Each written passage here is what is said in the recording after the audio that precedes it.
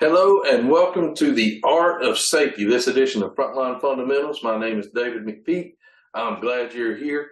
Let's jump right into this really important concept that I think will really help us understand how to truly promote safety, help people understand why it's important, and most importantly, if we get the art of safety right, people will want to be safe and not feel like they're having to follow rules. So, brief introduction. Again, my name is David McPeak, the Director of Professional Development and Education at the Incident Prevention Institute, author of Frontline Leadership, The Hurdle, Frontline Incident Prevention, The Hurdle.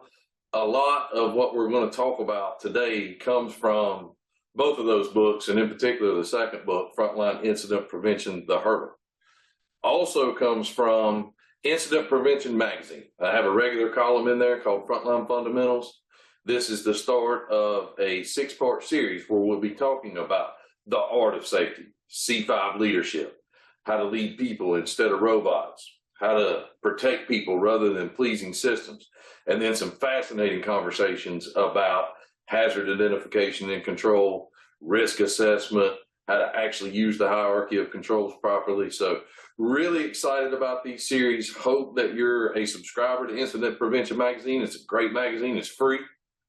Give you the opportunity at the end, if you don't now, show you how to subscribe to it and get it. So I encourage you, as you get that magazine, be sure to read the articles, think about the things that we're talking about. Most importantly, think about how you can apply the words that you see in the magazine, the things that we're talking about today, because it all looks good on the screen, it all looks good in the magazine, it sounds easy there.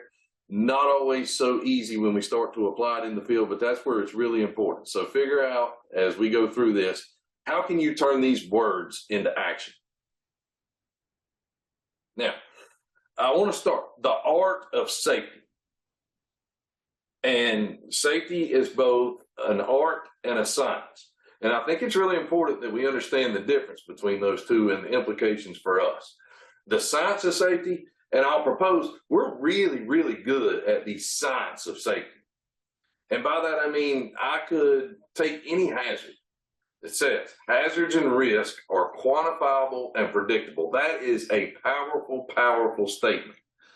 Think about, for instance, a lottery. If you knew the winning numbers ahead of a lottery, it would be fairly easy to succeed at winning the lottery. If we were playing in a sports team against an opponent, and when we're talking about safety, let's think about hazards are our opponent.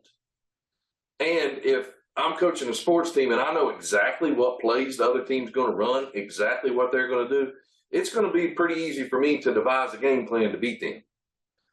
Similarly, we can do that with safety because of the predictable and quantifiable natures of hazards. That's where the science comes in.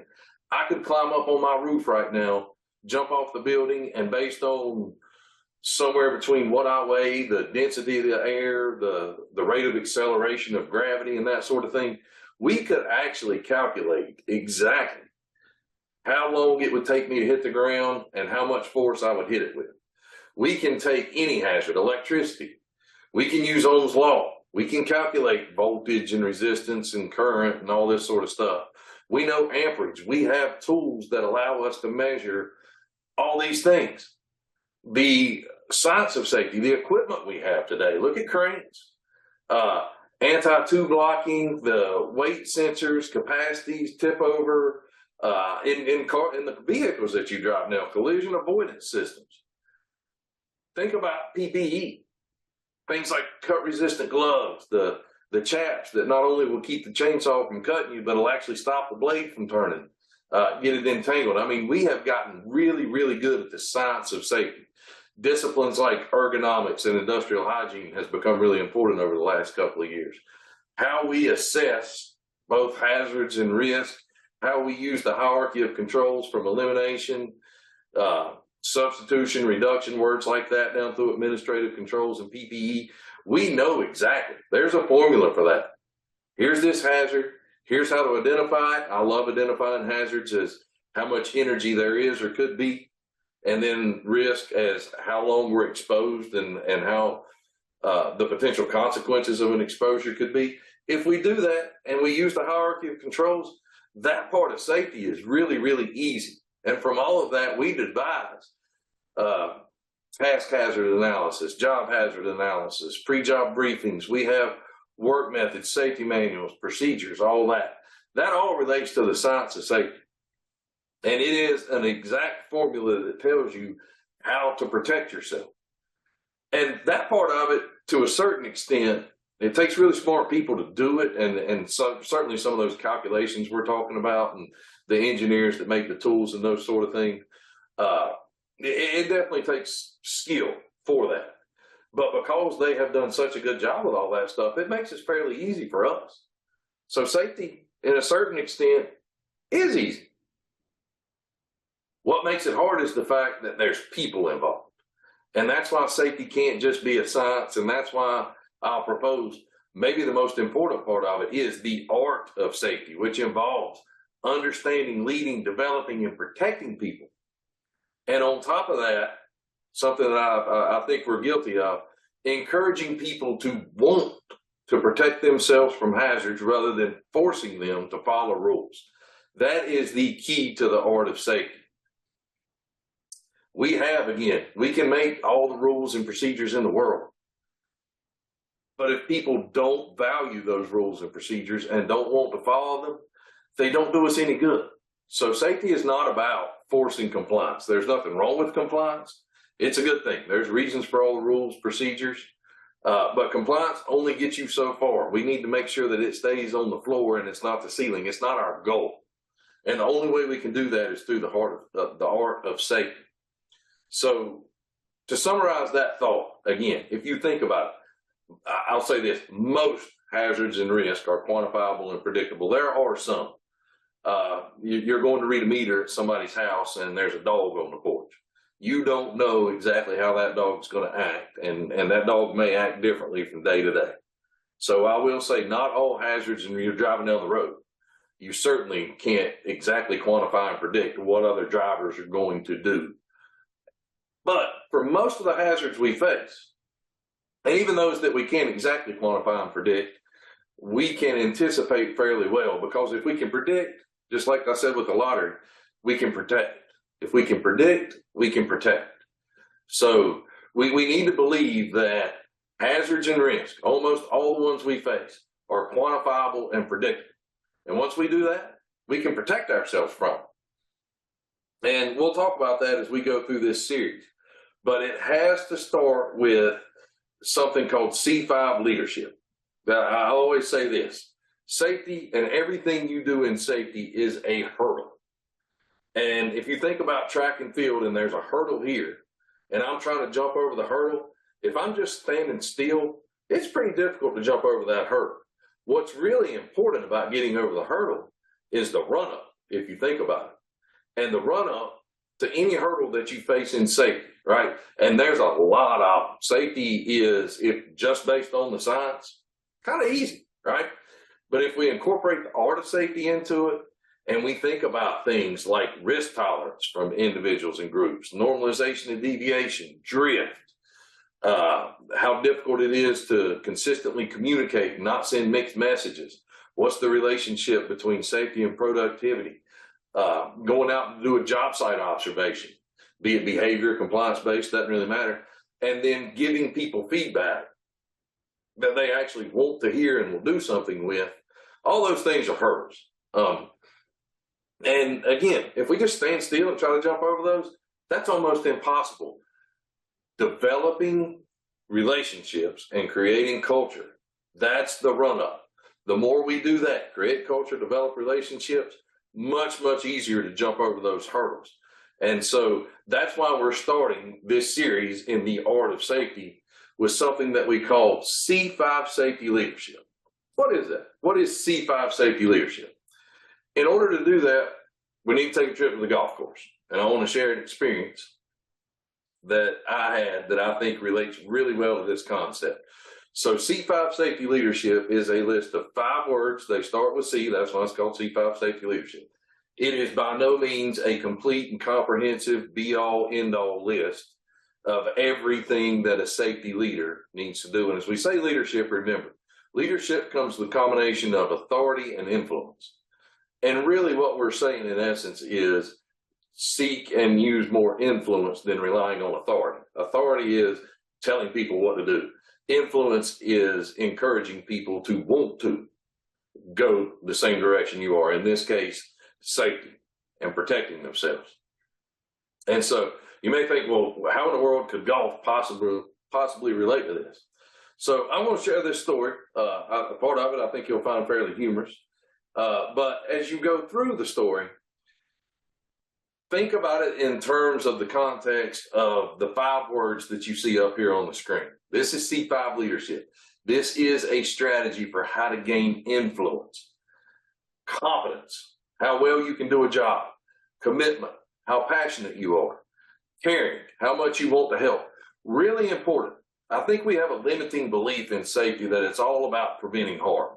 And it is, right? I mean, zero harm, everybody going home safely at the end of the day with 5 fingers and toes and all those sort of things, or I guess you have 10 fingers and toes. But, you know, everybody staying the same is basically what a lot of people set their goal to be. I want to protect you. I want to prevent harm. Nothing wrong with that. I absolutely agree with that. But it's half the equation. How about going home better than you were this morning? In terms of, it could be physically or it could be learning something, learning new skills, thinking about different ways to do jobs, thinking about in terms of leadership. What are some things that I could do to be a more effective leader? In terms of production, what are some things I could do to be more productive? Gain efficiency, deliver a better quality product, higher level of customer service. So safety, caring about people, is about preventing harm, but it's also about encouraging growth. And we define that as caring. That takes the things we'll talk about, some courage. And I'm not talking about the brave and reactive kind of courage where in some kind of emergency situation you intervene and save somebody's life. That is certainly courageous, but that's not what we're talking about. We're talking about leadership courage. Leadership courage is knowing you're in a room with 12 people and 11 people want to go this way and you feel like you should go this way. Just raising your hand and asking the question. It's about exercising stop work authority on the job when you're not sure. It's about having those difficult conversations with challenging personalities sometimes. It's about taking action. See something, say something, do something. And this is not a leadership top-down hierarchical. This is everybody. Peer-to-peer, leaders to subordinates, subordinates to leaders, managers, supervisors, all the way from an apprentice that you hired yesterday up through the CEO of the organization. If everybody's bought in and has safety as a core value, it works. If not, it doesn't. And that takes courage on everybody's part. And then credibility. Down there on the bottom, last on the list, not because it's the least important, but because it is foundational. Nothing, how trustworthy you are and how much you're willing to give trust. Be willing to delegate. Be willing to let people fail safely. Extraordinarily important. So think about these 5 words: competence, commitment, caring. Notice with caring, it's in the middle of the list. Because visually, everything you do revolves around how much you care.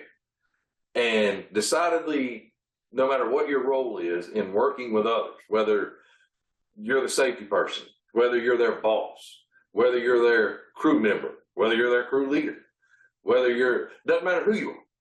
What's really important, people know how much you genuinely care about them. And people need to see you preventing harm and encouraging their growth. So here's the story. Here's why we're at the golf course, okay?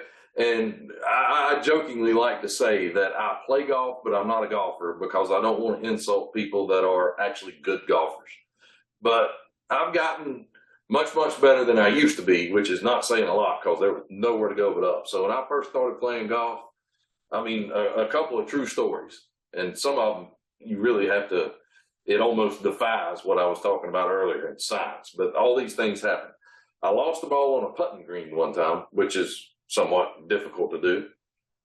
I chopped down so hard with a 3-wood, somehow hit the top of the ball. I still don't know how it happened.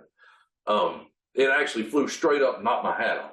Now, we all know with the hierarchy of controls, elimination is the preferred method. I fixed that. That will never happen to me again. I quit wearing hats when I play golf. So that will never happen to me again.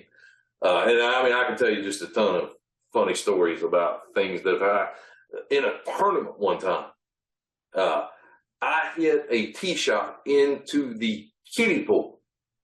And it had, thank goodness, there were like 6 or 7 kids in the pool. And sadly enough, the club pro was standing right beside the kiddie pool when this happened and literally had to throw my ball back to me. But I hit a ball in the kiddie pool with kids in it off the tee in the tournament. So not a good golfer, not a good golfer. But I've gotten a lot better than I used to be. Kind of super proud of the fact I broke 80 for the first time last year, which, if you know anything about golf, is a fairly decent score. And for a golfer of my caliber is a really, really good score. How'd that happen? And here's where this comes in. So I'm playing golf one day. Let's start with competence. And I'm playing golf with, if you know anything about golf, there's a handicap system. The lower your handicap is, the better. The higher it is, the more indicative you're not as good a golfer.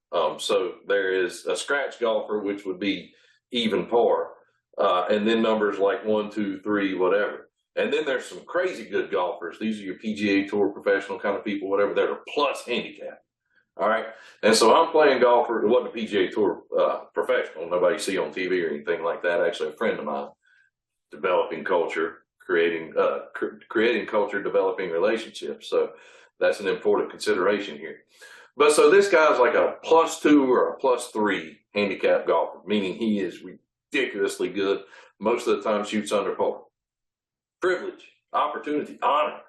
Played with him one day. And I call this jokingly, and the more I think about it, I don't even think it was jokingly, but the kindest insult that I've ever gotten in my life. So we finished playing around the golf, and he looks over at me and he says, "David, you are courage." I guess you could call this in some sense. But he said, "David, you're too athletic and you play too much golf to be this bad. Meet me at the driving range tomorrow night." Now, I mean, first when he said that, right, I'm not knowing exactly how to take that, but here he is gaining influence, right? So here he is, at that time, this would be true, the most personally competent, the best at this task called golf that I know, offering to help me for free. So already we've had a little bit of courage to have a conversation to tell somebody they need to improve. That took courage. Competence, this is not positional authority, this is personal influence. So his handicap, if you will, me watching him play golf, me seeing his scores, that gives him some level of authority in my mind. But authority only takes you so far. See how he's gaining influence right now through all these words. So he's got the confidence. He's showing a little bit that he cared, right? Because he's willing to sacrifice some of his time. He's not charging me money for any of this. We go meet at the driving range. And I think this is probably important for us all to hear, right? In order for me to improve as a golfer, I can promise you everything he told me, from how to grip the club, to how to swing, to how to turn, to how to even think about things, was extraordinarily uncomfortable for me. And I did not like it at all. And it took time for it. Every time you try something new, right? He would tell me to try something. I would try it. And sometimes I'd swing and miss the ball the first couple of times. But the more I was willing to listen to what he was telling me, I kept getting better and better and better. And I started to see, hey, this guy knows what he's talking about. The things he's telling me work. And I wanted more of it, right? Guess what happened? Commitment. Because he wasn't trying to think about encouraging growth, caring. This wasn't a one-time thing. We kind of went through this process a few times, played a few rounds, spent some time driving range, whatever. Commitment on his part. Not to put in the work, and it was more on me at that point in time than him. But think about your role as a safety leader, and I hope you're correlating these things right now. So he started with some level of competence. Took some courage to have the initial conversation, showed how much he cared, stayed committed about it through all that. And as I started to see my scores getting lower, the quality of my shots getting better, holy cow, how credible did I view this person? And it got to the point where I'm literally begging him. I mean, think how challenging hurdles in terms of safety. Think how challenging it is to go out, do a job site observation, actually get to see people work as they normally would, be able to give them feedback, heaven forbid they seek your feedback, and then have a conversation and an action plan and see, based on that feedback, things actually implemented that help people improve, become safer, become more efficient, make their jobs easier, increase job satisfaction. And in all that, what are you doing to the culture and relationships that we mentioned earlier? It worked. And I mean, I just cannot stress enough how much in that situation, he wasn't coming to me at that point. I'm going to him. Like, hey, watch this. Look at me swing. I'm videoing, sending text messages. Look at this video. That was a bad shot. What did I do wrong? Kind of thing. Just basically begging and pleading for any piece of information he could give me. And then any piece of advice. I mean, I'm hanging on every word. That's what we're talking about when we say use C5 safety leadership to gain influence, rather than just relying on authority and forcing people to follow rules. So think about that. In terms of yourself as a safety leader, how can you use this to gain influence? It starts with confidence. I'm glad that you're here right now. I hope some of the things that we're talking about may help you think about, as a leader, how can I grow my technical skills and experience, expertise? How much of a subject matter expert am I? What can I do differently? Improving some leadership skills decidedly is something that might take a little bit of courage. But not only that, for the technical task that you and your team do, how can you increase your skills with those? Because the more technical skills you have, the more people will want your advice, and they'll come to you. And observation and feedback, rule number one with feedback is, if it's unsolicited, it's always going to be extraordinarily difficult. If it's solicited, somebody's coming to you and saying, hey, what am I doing good? What am I doing bad? How can I be better? What do I need to keep doing? That's that's always going to work better for you. There will be plenty enough opportunities in your jobs and your careers and your life where you'll have to give folks unsolicited feedback. But the creating culture and developing relationships, becoming a C5 leader, helps us for people to solicit feedback from us. Part of feedback, by the way, not related to what we're talking about, being able to give feedback has a lot to do with how much we're willing to receive feedback. I'll let you think about that one. So how competent can you become? And the more competent you become, the more you should believe that you and your team can succeed. And the more you believe you can succeed, probably in a lot of situations, the more courage you're going to have, that leadership courage, having the conversations, giving the feedback. Caring, right there in the middle. How much do people believe that you care about them? Do they? I really hate the perception, and sometimes it's a very warranted perception, sometimes it's not. But as a safety professional, if you go to, for instance, do a job site observation, audit, whatever you call it, and the work just stops, or, and a lot of things happen that don't make the observation effective, and a lot of it boils down to the fact the folks that you're there to observe perceive that you're out to get them and that you don't care about them. But if they perceive that you're there to prevent harm and encourage growth, they think you care, they know you care, better yet, process goes a whole lot better. And that's tied in a lot to the commitment, the courage, and the credibility. So I really want you, as we start this series and talk about the art of safety, how to understand, how to lead, how to develop, how to protect people, how to encourage them to become leaders themselves. That's an interesting part of the golf story that I didn't share. It's crazy, and I still can't believe when it happens, but it very, very occasionally, I'll stress, very, very occasionally, I might be playing golf with somebody and they will ask me for advice about things that they're doing, which blows my mind and probably says a lot more about them than it does me. But I think there is a relation there to what we're talking about, because as we were talking about this technical task of golf, and how my friend through C5 leadership, even though he didn't obviously have any clue about what C5 leadership was, demonstrated all this. Not only did he develop and improve me as a golfer, encourage my growth, if you will, but for that task, he was kind of creating a leader, right? Somebody that was now competent, committed, caring, courageous, credible enough with other people, because leadership is not about your position. So, I mean, in terms of if you wanted to rank my handicap, it's 13 or 14. I hadn't checked it recently, but it's still up there fairly high. It's a long way from a +2 or a +3. So I'm nowhere near as competent still. But how much influence have I gained with some other golfers and whatnot? Oh, not all because, but in large part because of that conversation and actually having some things to improve on that help my game. And so we'll get away from the golf story now and make sure we understand and think about, and that is really my challenge for you right now, is how can you become more of a C5 safety leader? How can we, in terms of safety, starts with a couple of things, and this is just a couple of closing thoughts here. The very first thing you have to do is actually take responsible and be accountable for safety.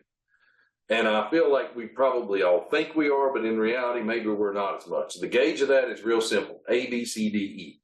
Accuse, blame, complain, defend and deny, make excuses. The more you find yourself doing those things, the more you are not being a C5 leader. So that's a gauge. And the more you're not taking ownership and being accountable for safety. So measure, really count in a day. How much time are you accusing other people or things and falling victim to it's not my fault? This happened because so-and-so. This is my crew. I have a title called crew leader. This person is not trained and qualified for the task. That's not my fault because we've got a training department. I blame others. I'm back to that crew leader. Look, here's my pre-job briefing this morning. This is exactly what I told them to do, exactly what I told them not to do. They did it anyway. Blame them. Complain. One of the more common complaints I get, and I hear, organizational culture. Well, this just can't work here because the organization and the culture is so bad. By the way, that's something we'll talk about in future articles. And the art of safety is pleasing systems and protecting people and culture and whatnot. Sometimes that's real, sometimes it's perceived. But if it's safety, if we're accountable, we don't complain. People and leaders want folks that develop solutions and solve problems. They want leaders, and they look for leaders to develop solutions and solve problems. What they do not want from leaders is accusing, blaming, complaining, defending, denying, and making excuses. That just doesn't work. So it starts there. You have to eliminate that. As we talked about, you should constantly be creating culture. Culture is what drives behavior. And no matter what position you have, from an organizational standpoint or whatever, logistically, you can't be probably with every member of your team doing every task that they do in a given day. And culture is what drives behavior when no one's watching. So the better we get at culture, the better we get at safety. And that just makes sense. Developing relationships, right? I want you to go back to the golf story again and think about this. What if somebody I didn't know didn't previously have a relationship? This was a friend of mine, right? So there was a relationship there. What if somebody who did have the same level of competence, in other words, they were a +5 handicap golfer, literally watched me play golf one day and some stranger comes up to me after a round and said that same thing to me. David, you're too athletic and you play too much golf to be that bad. Meet me at the driving range tomorrow night. I'll go way on a limb and say myself, and most of us wouldn't go because there's no relationship there. It's important to create culture and developing relationships. Again, the run up to the hurdles we're talking about. As we're creating culture, developing relationships, we think about how to gain influence rather than relying on authority. We do that as C5 leaders. Competence, commitment, caring, courage, credibility. That foundation of credibility, everything revolving around how much we care.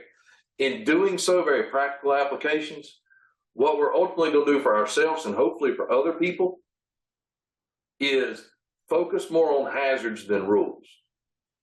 Encourage people to want to protect themselves from hazards, which people do, rather than having to follow rules, which people don't want to do. And focus more on people than systems. We'll talk about that concept later. I hope you understand where I'm going with that. It's really easy to, in terms of safety, please the system. And too often I find that we're happy with, we've got all the proper rules and procedures, we've got all the documentations from our job briefings this morning, whatever those things may be, and we don't really look at actually the quality of those job briefings and if there even was a conversation. We're just happy we got a sheet of paper. I promise you a sheet of paper has never saved somebody's life.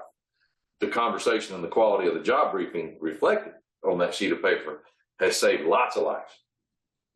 That's what this is about. Caring enough, prevent harm, encourage growth.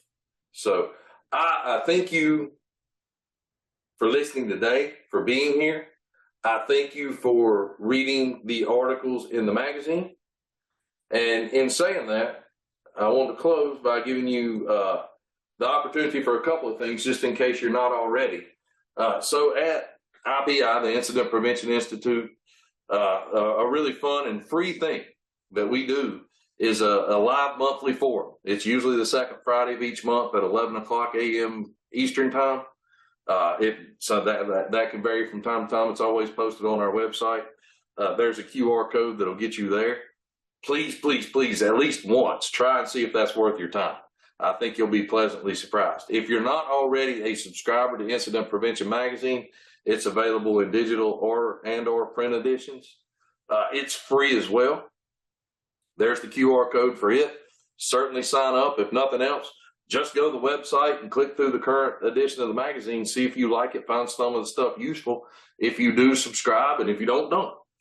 And then those are free. I definitely encourage you to do those.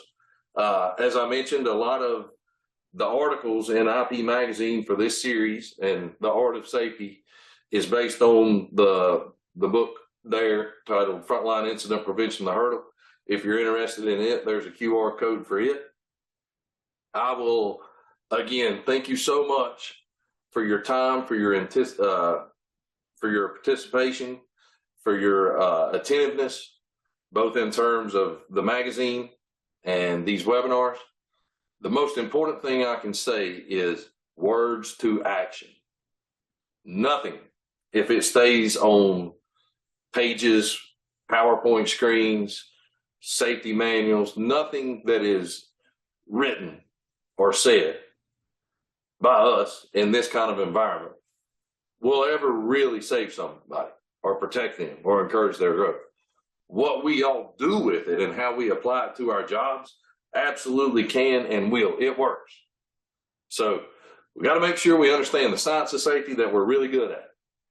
For the most part, I think we're at least very decent at that, if not really good at it. The art of safety, where we get people involved. That's where it becomes challenging. That's why we need these skills. That's why we have to have these conversations. That's why the articles are in the magazine. That's why I wrote the book. That's why we're having this series called The Art of Safety. It works and it's that important. So again, thank you. And I look forward to future sessions and hearing any comments or feedbacks that you've got. Everyone stay safe and be well.